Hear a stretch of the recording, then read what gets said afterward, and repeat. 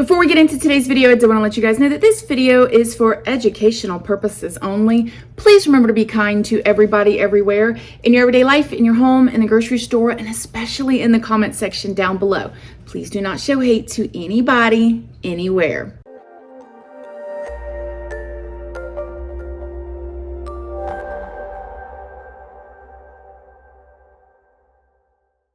Good morning, my lovelies, my beauties, my friends. My name is Christina and welcome to my channel. If you're new here, thank you so much for clicking on this video. I really hope that you will subscribe, stick around, take a chance in hearing some things that I have to say. And if you are a returning subscriber, y'all already know, y'all are my babies. So good morning, good morning, good morning. How is everybody doing today? I hope you all are having an amazing day. So I am with you guys today just to kind of jump in here for an impromptu video. How do you say that word? Y'all know what I mean. I am jumping in here to talk to you guys about Jelani Day and information that came out literally like an hour after I posted my video on Monday. And I'm just filming right here at my desk with my phone because I'm crazy busy. But I want to talk to you guys because I heard some more stuff this morning. So if you guys watched my first two videos on Jelani Day, which I hope that you did, real quick, real rundown. You guys know Jelani Day was a 25-year-old young man, the whole entire world ahead of him. He was in grad school working on his master's, and he was going to be a doctor, Dr. Jelani Day. I mean, he was already doing clinicals. He was already seeing, patients to a certain degree. He was on that road, very successful, very driven, very hardworking. If you guys saw my video Monday, the second video that I've done on Jelani Day, I inserted the pictures of him while he was in high school running track. And you guys, while I was editing that, I was just bawling my eyes out because he just has this look on his face like it's just the baby in him back then in high school, and then I always put myself in the family's shoes, like the mom's position, and just, oh my goodness. So you guys know the situation. Jelani was reported missing on August 25th. He actually kind of went missing on August 24th because that was the last time anybody has seen or heard from him, or he was on camera.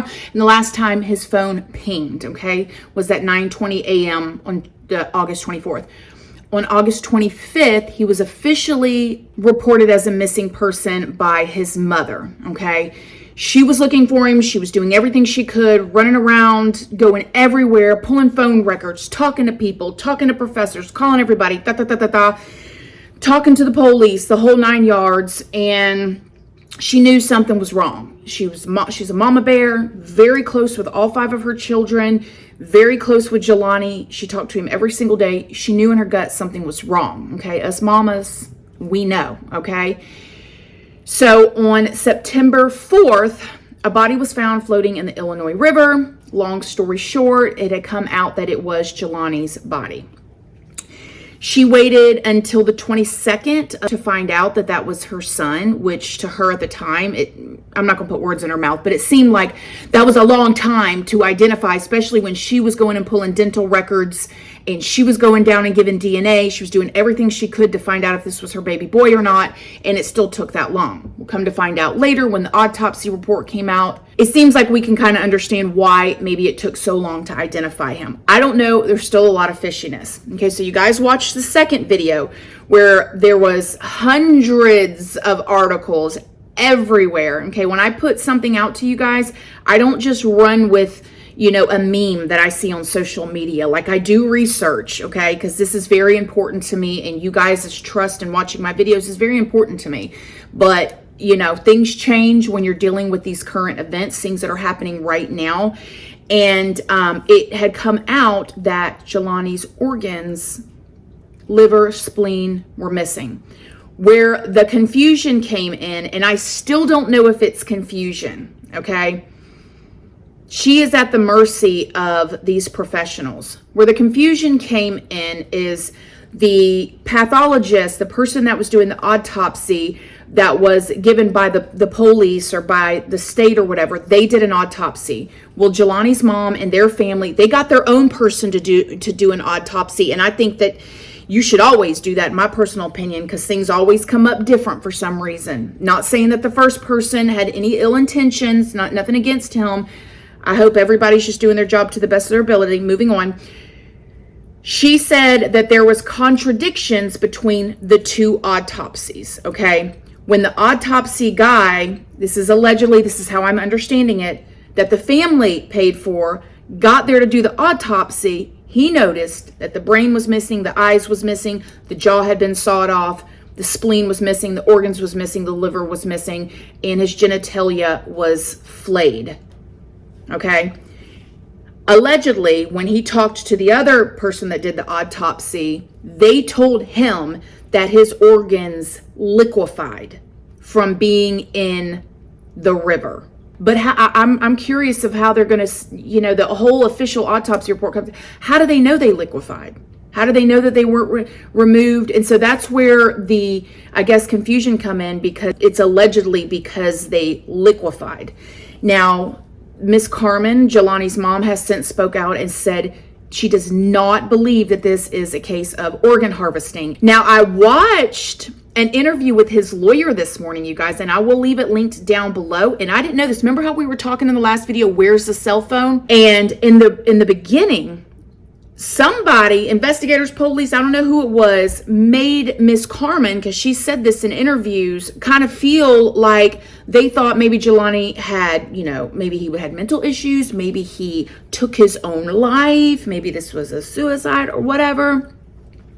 How about, now we know his car was in one place, okay? It was in a wooded area where it's not a lot of traffic. People don't just go there. It was hidden, okay? The car was hidden.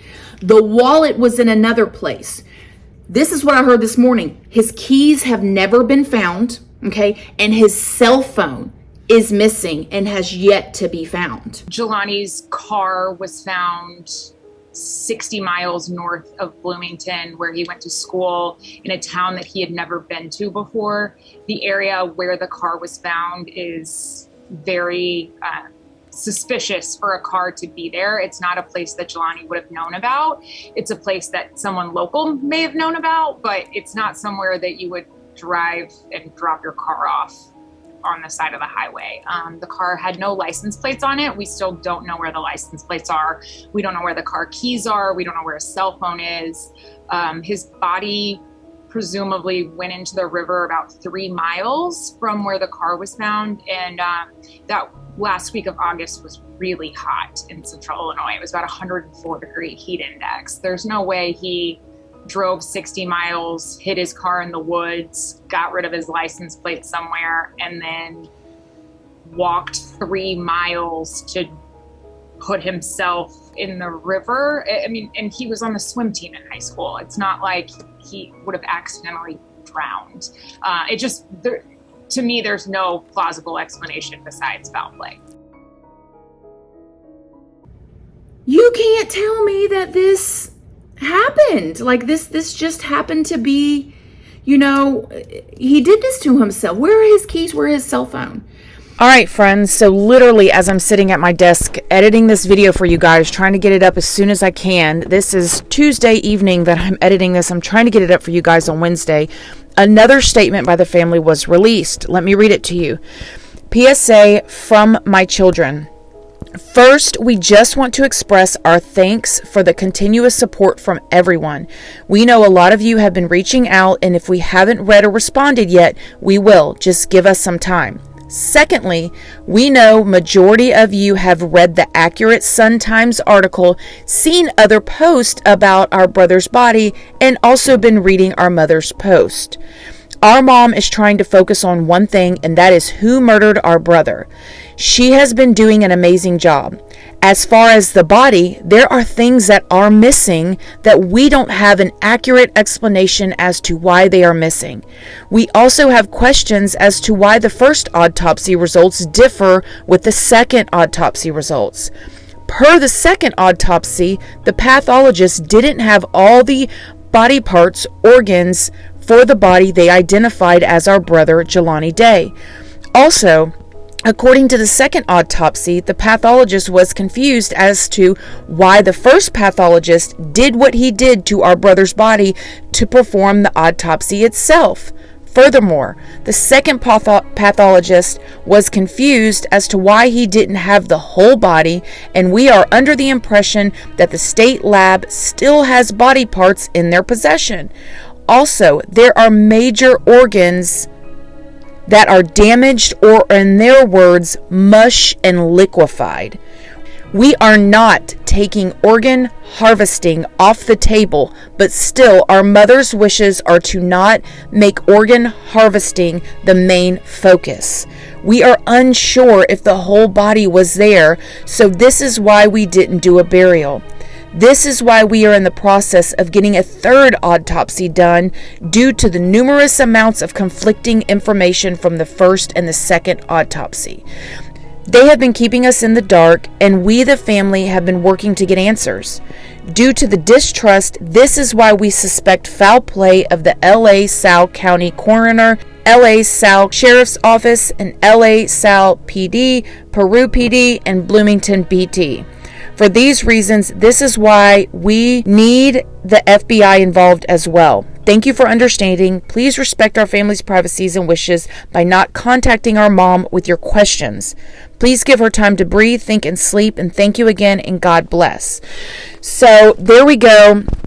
Again, it's kind of gone back and forth with the family, and I want to say that is absolutely normal, you guys. Like, they're looking for answers. They're, the mama's head is probably spinning. Miss Carmen's head is spinning. The brothers and sisters, I mean, obviously I'm not them. I don't want to put words in their mouth, but if I'm putting myself in their positions, you're desperate for answers, and therefore you're looking all over the place. So because there are so many questions, it may go back and forth for a while, and everybody just needs to be supportive. And yeah, please don't reach out to the mom like that if she's saying that. I just want you guys to know I never ever reach out to the family.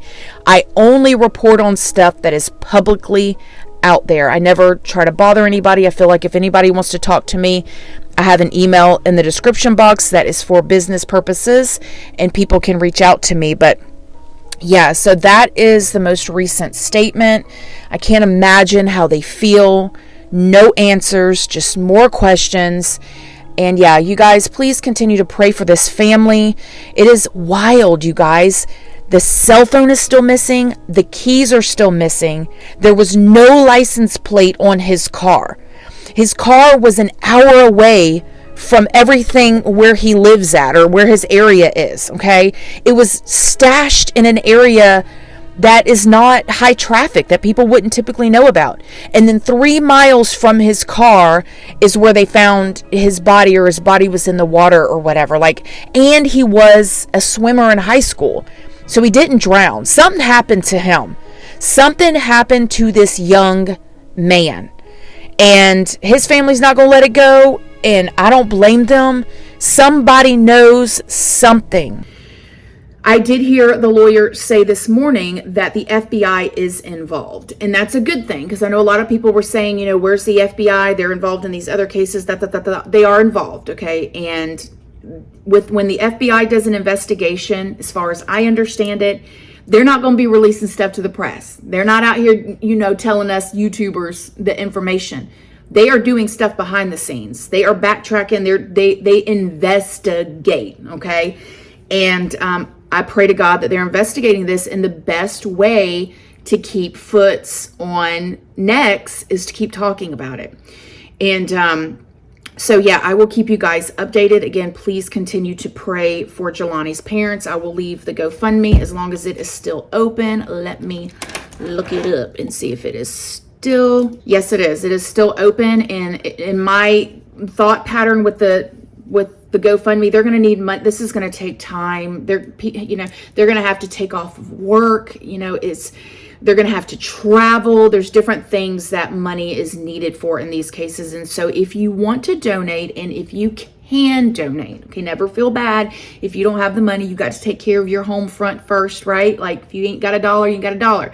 But if you feel like skipping that Starbucks for a day and throwing $5 into the donation, it will be helpful. And again, if you cannot, make sure you pray for them. Please pray for them. And yeah, so that's it. Liquified. They said that the organs liquefied.